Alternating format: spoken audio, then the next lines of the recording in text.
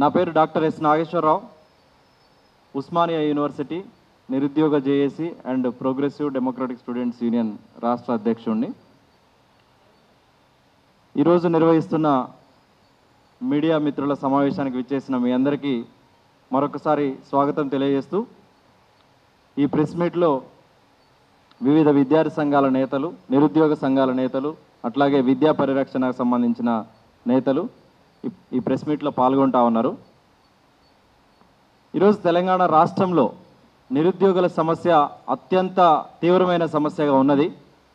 తెలంగాణ రాష్ట్రం కోసం యువతరం అంతా పెద్ద ఎత్తున ఉద్యమ బాట పట్టాం. విద్యా సంవత్సరాలను కోల్పోయాం. అనేక కేసులని ఎదుర్కొన్నాం. తెలంగాణ రాష్ట్రం వస్తే నీళ్లు, నిధులు, నియామకాలు వస్తాయనే విశ్వాసంతోనే పోరాటంలో ముందు వరుసలో నిలిచాం.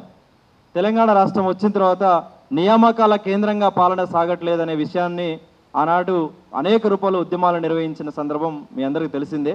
ఈ నేపథ్యంలోనే నిరుద్యోగులకి న్యాయం చేయాలని చెప్పేసి పెద్ద ఎత్తున ఉద్యమాలు నిర్వహిస్తూ ఉంటే, గత ప్రభుత్వం 2023లో కాంట్రాక్టులో పనిచేస్తున్నటువంటి కాంట్రాక్ట్ జూనియర్ లెక్చరర్లని, అట్లాగే డిగ్రీ కళాశాలల కాంట్రాక్ట్ లెక్చరర్లని, అదేవిధంగా పాలిటెక్నిక్ కళాశాలల కాంట్రాక్ట్ లెక్చరర్లని రెగ్యులరైజ్ చేసింది. సుమారు 5,540కి పైగా వాళ్ళందరినీ రెగ్యులరైజ్ చేసింది. నీళ్లు, నిధులు, నియామకాల లక్ష్యం కొత్త ఉద్యోగాలు సృష్టించాల్సిన అంశం. కానీ ఈరోజు యువతరానికి అన్యాయం చేస్తూ, నిరుద్యోగులకు అన్యాయం చేస్తూ ఆ నియామకాలు చేపట్టింది. ఆ నియామకాల్లో కూడా రెగ్యులరైజేషన్ కూడా రాజ్యాంగ సూత్రాలకు విరుద్ధంగా, రాజ్యాంగ నిబంధనలకు విరుద్ధంగా వాటిని భర్తీ చేసిన సందర్భాలు ఉన్నాయి. ఈ ఏదైతే రిక్రూట్మెంట్ ఉందో, రెగ్యులరైజేషన్ ప్రాసెస్ ఉందో, దాంట్లో రోస్టర్ సిస్టమ్ని ఫాలో చేయలేదు, రూల్ ఆఫ్ రిజర్వేషన్ అమలు చేయలేదు, అట్లాగే పర్టికులర్ నోటిఫికేషన్ ఇచ్చి దానికి సంబంధించిన ప్రాసెస్ను కూడా కంప్లీట్ చేయలేదు. మొత్తంగా ఎటువంటి రాజ్యాంగపరమైన సూత్రాలు అమలు ఫాలో కాకుండా ఏకదాటిన 5,540కి పైగా ఈరోజు రెగ్యులరైజ్ చేయడం జరిగింది. దీనివల్ల చాలామంది నిరుద్యోగులు తీవ్ర ఆవేదన చెందుతూ ఉన్నారు. మరోవైపు ఈ రెగ్యులరైజ్ అయిన వారిలో అధిక మొత్తంలో, ఎక్కువ శాతంలో కూడా వాళ్ళందరూ కూడా డేట్ ఆఫ్ జాయినింగ్ అయినప్పుడు ఒక సర్టిఫికెట్ ప్రొడ్యూస్ చేశారు. మళ్ళీ రెగ్యులరైజ్ అయ్యే సందర్భంలో ఒక మెమోని తీసుకొచ్చారు. వేరే రాష్ట్రాల్లో చదువుకున్నట్లు మెమోలు తీసుకొచ్చిన సందర్భం ఉంది. అట్లాగే వివిధ యూనివర్సిటీల్లో, వేరే యూనివర్సిటీలో, గుర్తింపు లేని యూనివర్సిటీలలో మెమోలు తీసుకురావడం జరిగింది. వీటన్నిటిని అంటే వాళ్ళు జాయిన్ అయినప్పుడు ఒక మెమోని ప్రొడ్యూస్ చేశారు, వాళ్ళు ఇప్పుడు రెగ్యులరైజ్ అయ్యేటప్పుడు ఒక మెమోని ప్రొడ్యూస్ చేశారు. అదేవిధంగా గతంలో ఒక పాస్ పర్సంటేజ్ ఉంది, మళ్ళీ ఇప్పుడు ఒక పాస్ పర్సంటేజ్ ఉంది. అంటే మొత్తంగా ఫేక్ సర్టిఫికెట్లతోని, తప్పుడు ధృవీకరణ పత్రాలతోని చాలామంది ఈ ప్రాసెస్లో రెగ్యులరైజ్ అయ్యారు. ఈ రెగ్యులరైజ్ చేయడం కోసం ఆనాటి ఇంటర్మీడియట్ అధికారులు కూడా పరోక్షంగా చేతివాటం చూసి వాళ్ళకి రెగ్యులరైజ్ చేశారా అనే అనుమానాలు కూడా ఈరోజు యువతరంలో కలుగుతూ ఉంది. అందుకే ఈరోజు ఉస్మానియా యూనివర్సిటీ విద్యార్థులుగా, నిరుద్యోగ జేఏసీ విద్యార్థి నాయకులుగా, నిరుద్యోగ జేఏసీ నాయకులుగా, ఓయూజే నాయకులుగా మేము డిమాండ్ చేస్తూ ఉన్నాం. ఈ మొత్తం నియామకాల పద్ధతి ఏదైతుందో, ఈ రెగ్యులరైజేషన్ పద్ధతి ఏదైతుందో, ఇది రాజ్యాంగ స్ఫూర్తికి విరుద్ధంగా జరిగింది. నిరుద్యోగ జీవితాల్లో మట్టి కొట్టే విధంగా ఈ వ్యవహారం జరిగింది. కాబట్టి తక్షణమే ఈ ఏదైతే రెగ్యులరైజేషన్ చేశారో వీటన్నిటిని రద్దు చేయాలని మేము డిమాండ్ చేస్తూ ఉన్నాం. అదే సందర్భంలో ఎవరైతే చేతివాటం చూపి తప్పుడు పద్ధతుల్లో బ్యాక్డోర్ ఎంట్రీ ద్వారా ఉద్యోగాల రెగ్యులరైజ్ చేశారో వాళ్ళ మీద దర్యాప్తు చేసి చట్టపరమైన చర్యలు కూడా మేము తీసుకోవాలని డిమాండ్ చేస్తూ ఉన్నాం. అదే సందర్భంలో ఈ 5,540కి సంబంధించిన పోస్టులు ఏవైతే ఉన్నాయో వీటిని ఒక నోటిఫికేషన్ ద్వారా ప్రత్యేకంగా భర్తీ చేయాల్సిన అవసరం ఉంటుంది. వాటిని భర్తీ చేస్తే ఈరోజు నిరుద్యోగులకు అవకాశం కలిగే అవకాశం ఉంటుంది. ఎవరైతే మీరు చెప్తున్న కాంట్రాక్ట్ రెగ్యులరైజేషన్ కాంట్రాక్ట్ ఉద్యోగులు ఉన్నారో వాళ్ళకి కావాలంటే సమ్ వెయిటేజ్ ఇచ్చుకోండి. కానీ ఈరోజు మొత్తంగా వాళ్ళతో భర్తీ చేయడం వల్ల సంవత్సరాల తరబడి లైబ్రరీలలో చదువుకొని, కోచింగ్ సెంటర్లలో చదువుకొని, గ్రామాలని, తల్లిదండ్రులని, కుటుంబాలని వదిలేసి హైదరాబాద్ లాంటి మహానగరాలకు వచ్చి ఇరుకు గదులలో కోచింగ్ సెంటర్లో బందీ అయ్యి ఈరోజు చదువుతున్న నిరుద్యోగులకి మరొకసారి మట్టికొట్టే పరిస్థితి కనిపిస్తూ ఉంది. అందుకే రేవంత్ రెడ్డి సర్కార్ని, కాంగ్రెస్ ప్రభుత్వాన్ని మేము విజ్ఞప్తి చేస్తూ ఉన్నాం.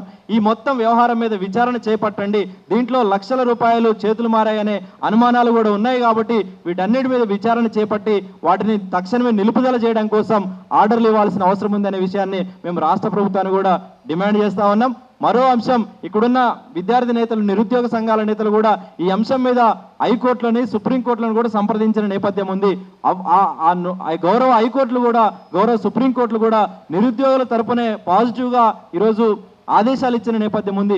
నిన్న లేదు మొన్న కూడా సుప్రీంకోర్టు ఈ అంశం మీద స్టేటస్ కో రిపోర్ట్ ఇచ్చింది, యథాతథ స్థితిని కొనసాగించాలని ఈరోజు ఆదేశాలు ఇచ్చింది. కానీ ఈరోజు రాష్ట్ర ప్రభుత్వం, ముఖ్యంగా ఇంటర్మీడియట్ బోర్డు అధికారులు ఈ ప్రాసెస్ని, కోర్టు ఆదేశాలని పరిగణలో తీసుకోకుండా ఎవరైతే ఈరోజు నిరుద్యోగులు అనుమానం వ్యక్తం చేస్తూ ఉన్నారో, బ్యాక్డోర్ ఎంట్రీ ద్వారా ఎవరైతే రెగ్యులరైజ్ అయ్యారో వాళ్ళకి సంబంధించిన సీనియారిటీని కావచ్చు, వాళ్ళకి కావాల్సిన రికగ్నేషన్ కావచ్చు, వాళ్ళకి కావాల్సిన సర్వీస్ని కావచ్చు, వీటన్నిటిని యాడ్ చేస్తూ దానికి సంబంధించిన ప్రాసెస్ని కూడా ఈరోజు ముందడుగు వేస్తూ ఉంది.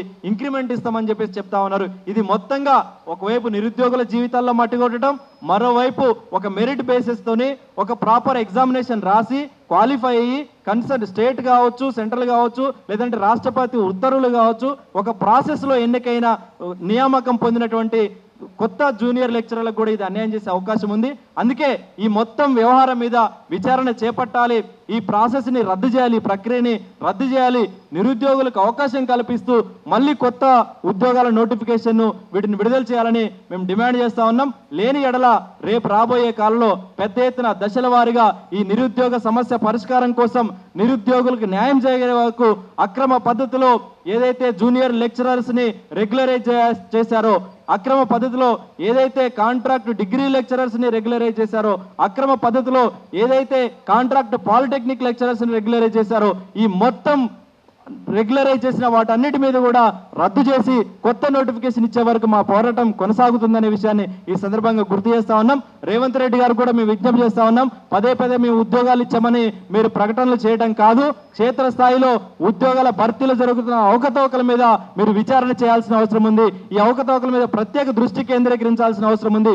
ఫేక్ సర్టిఫికెట్లతో, ఫేక్ డిగ్రీలతో అర్హత లేకపోయినా ఎట్లా చాలా మంది, వందలాది మంది ఈరోజు ఎట్లా జైల్స్గా, కాంట్రాక్ట్ జైల్స్కి ఎట్లా ప్రమోట్ అయ్యారు, ఎట్లా రెగ్యులరైజ్ అయ్యారు, మీ సిస్టమ్, మీ వ్యవస్థ పారదర్శకంగా, అవినీతి రహితంగా పనిచేస్తుందా లేదా అనే విషయాన్ని సందర్భంగా మేము ప్రశ్నిస్తా ఉన్నాం. ఉస్మానియా యూనివర్సిటీ జేఏసీగా, నిరుద్యోగ జేఏసీగా రాబోయే కాలంలో ఈ విషయం మీద మీరు స్పష్టమైన ప్రకటన చేయకపోతే మాత్రం అడుగడుగున మిమ్మల్ని అడ్డుకుంటాం, పెద్ద ఎత్తున ఉద్యమాలు నిర్వహిస్తామని కూడా ఈ సందర్భంగా మేము తెలియజేస్తూ, ఈ ప్రెస్ మీట్లో ఉస్మానియా